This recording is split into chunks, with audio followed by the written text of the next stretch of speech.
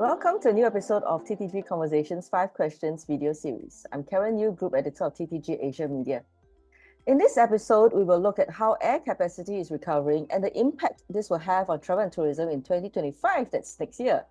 Taking us through this topic is Mayur Patel, Head of Asia at OAG Aviation. It's great having you here, Mac. Yeah, thank you, Karen. It's great to be back on this conversation to talk about air capacity. This is your second time with us now in the series. Correct. That's right, yes. Okay, cool. So I've got 5 questions for you, and here's the first.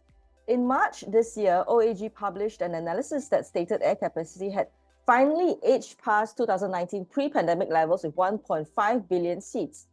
That was 4% up from 2019. But now that we are here in the final quarter, how does air capacity look now? Correct. So capacity continues to recover season on season. So that's currently the winter season, which goes from end of October right up to until end of March 2025. So Asia Pacific and Europe have both reported above 6% capacity growth versus the last winter season, which was last year, and into early part of this year up to March. North America has only increased about 2.9%, whilst Middle East has increased 3% over the same period. Signs of capacity discipline is easing in the first half of the year, and it's continuing into the last quarter despite some major operational challenges that we've seen with some carriers, especially with the engine issues with Pratt & Whitney and some of the aircraft delivery schedules that have been much late coming into the order books that airlines have ordered. But if you were to actually look at the OAG schedules counter, which we have on our website, it indicates that we've had 33.4 million flight schedules from January 1st right until the 24th of November. And that's an average of about just over 101,000 commercial flights per day. So quite significant. But if you were to compare on a yearly basis from 2023 to 2024, capacity has increased 6.4% compared to winter last year, which highlights there's a lot of lost growth that the markets have not seen in the last 5 years. So that's typically anywhere between 15 to 20% in mature markets. Now, OAG has said that low-cost carriers are the fastest growing sector in the aviation industry. So are low-cost players building back capacity faster than their legacy rivals? Correct. So I think we've got to look at some history with low-cost carriers in Asia Pacific. So maybe I'll share some little storytelling for the audience. So back in May 2002, so that's going back 22 years now, I actually attended an economist airline conference in Hong Kong. And it was stated at that event that no-fuels carriers are doing well in America and Europe. Will Asia follow? Because Asia was a bit of a laggard at that time because of various reasons. And the article went on to say that Europe and America have lots of cities relatively close to one another that can be linked profitably in this way. Asia is different. Its big cities tend to be separated by vast distances, and new carriers also have to contend with tougher restrictions on international air rights. So that's all the bilaterals that countries have with different respective governments. So this makes the emergence of a genuine regional low-cost airline in Asia Pacific unlikely.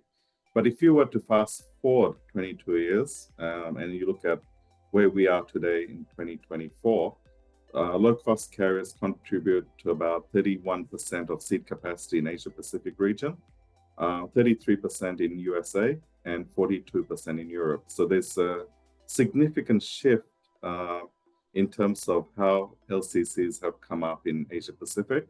And that's driven mainly by AirAsia Group initially when they first started back about 22 years back. And the scale in which they have actually grown, and they've grown in different parts of their operational base, which is Malaysia, Thailand, Philippines, and Indonesia. And recently they opened one in Cambodia.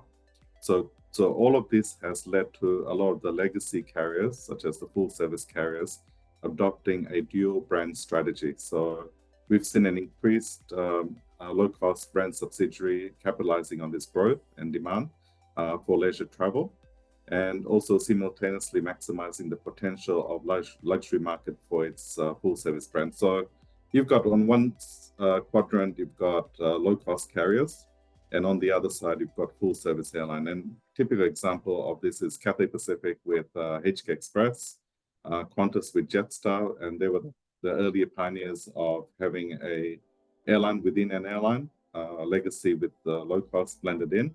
And then Singapore Airlines and Scoot, which came about probably about last 12 years. So we've seen the successful implementation of mainline legacy carriers investing heavily into low cost carriers today.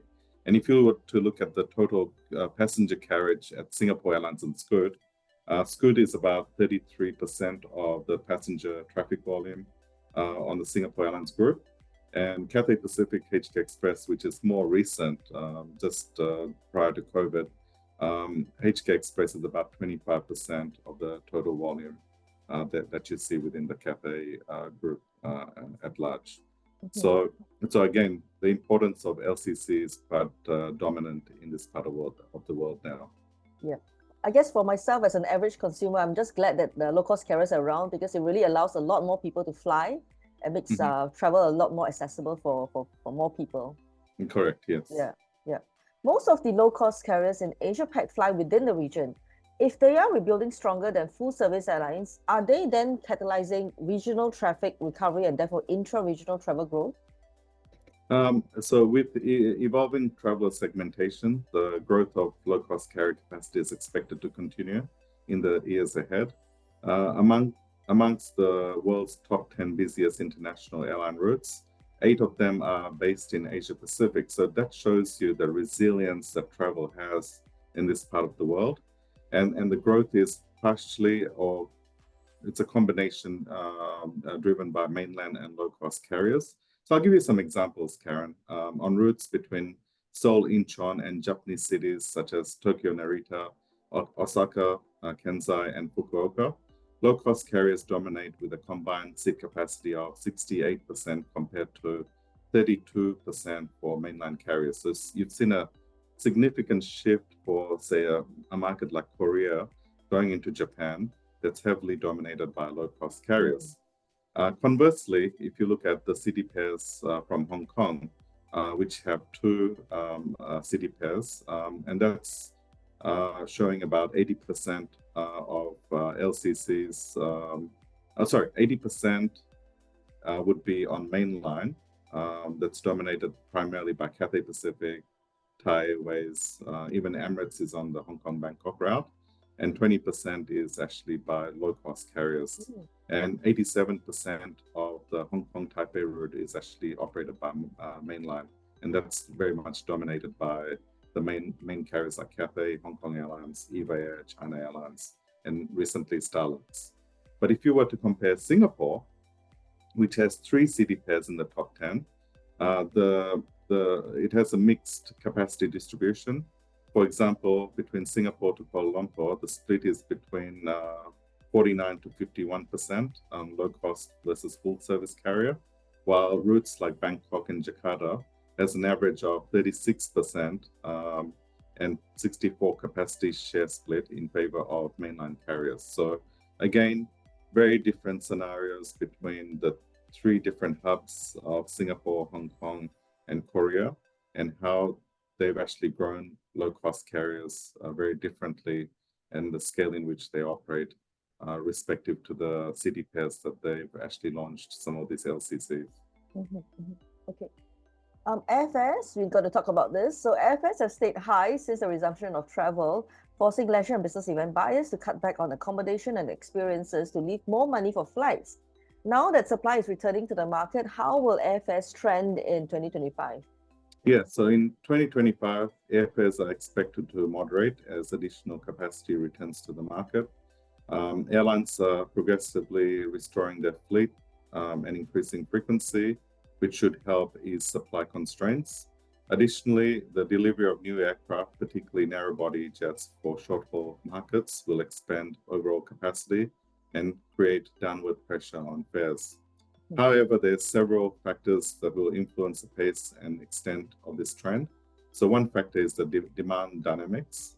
So while pent-up demand has softened overall, leisure and business travel remain resilient. If demand sustains its current trajectory, fares could remain relatively stable rather than significantly decrease. So again, it all depends on how demand dynamics will work moving forward and how the fares will evolve. And recently we did see Singapore Airlines report a decrease in their yield as they added more capacity to their network. The second bit is fuel cost. So sustainable aviation fuel, the SAF, adoption and fluctuations in traditional jet fuel prices will impact operating cost, potentially preventing fares from falling steeply. And again, if you look at sustainable aviation fuel, that tends to be quite expensive to produce. So I think airlines are taking a very controlled measure in terms of how they adopt the SAF into their mix. But there's a general goal or expectation that airlines will increase that input into their fuel cost as they progressively move towards 2030 and into that goal of 2050 with some of the sustainability goals that they've set. The next is inflation and operating cost. So we are operating currently in a high inflationary pressure and increasing operational cost. And that's purely because once you add more capacity into the network, your general operating costs will increase over a period of time. And we've seen increases in staffing and maintenance costs, which may limit how much airlines can reduce their fares. Increased competition plays an important role as part of that as well into the mix. And talking about competitive pressures, we've seen the return of low-cost carriers to key routes and intensified competition on both domestic and international sectors, which could drive price adjustments, particularly for economy class tickets. So again, we do see economy class ticket prices coming under pressure, whilst premium air tickets will probably stay a little elevated because of strong demand from corporate spending. Then there's the premium segments that I mentioned much earlier. The premium segments will stay strong, and we'll probably see a robust growth and demand and yield optimization strategies that airlines have adopted over the years. So overall, 2025 is likely to bring a gradual softening of airfares, especially on competitive routes, but not a return to pre-pandemic levels as airlines continue to balance capacity, operational cost, and evolving travel demand. I think that's going to be one very important takeaway for a lot of consumers. Now, correct, yes. Yes. Lastly, where do you see the brightest growth opportunities for commercial aviation in Asia and why? So the brightest growth opportunities for commercial aviation in Asia are in three key areas. So low-cost carrier expansion.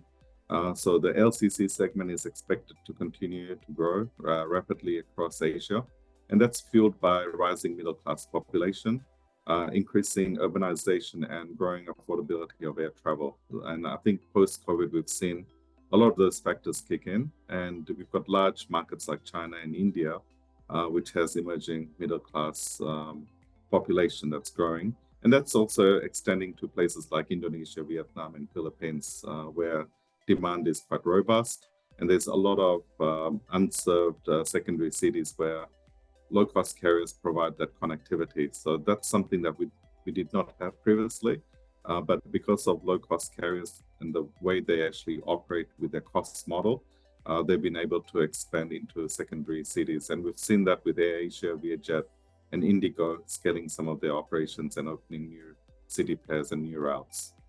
Second one is China and India's domestic and international growth. So there's a lot of talk around China and India's recovery. India has been quite robust since the reopening of their borders, but India is the third largest travel market in the world. But I think if you compare that to China, there's a huge gap between a second and third place. So China is relatively robust and it's got a very large domestic population and travel base. But the only bit is that the international growth has staggered. It's only about just over 90% of its recovery at today's rate. And I think we could expect that to improve as we move forward, and the Chinese consumers coming back onto long-haul destinations will prove some of this resilience in outbound travel that we can expect to see. And the third bit is Southeast Asia as a regional hub. So there's a lot of low-cost carriers within Southeast Asia, so around Singapore, Thailand, Indonesia, and Malaysia. And so the ASEAN travel will boost over a period of time, and we will see emerging markets like Vietnam and Cambodia also gain provenance due to its flourishing tourism industry and expanding middle class. So again, if you look at all these opportunities, why do they stand out? Because the demographic trends are very different. Asia's young and growing population is driving travel demand, particularly from millennials and Gen Z travelers that are seeking affordable and experiential travel. So in the last 22 years, so the comment that I made earlier about low-cost airlines, where full-service carriers did not believe that low-cost airlines had a place in Asia because of the way bilaterals work or the cities were far away from each other. One of the things that people did not foresee was that the demographic trends would change over a period of time.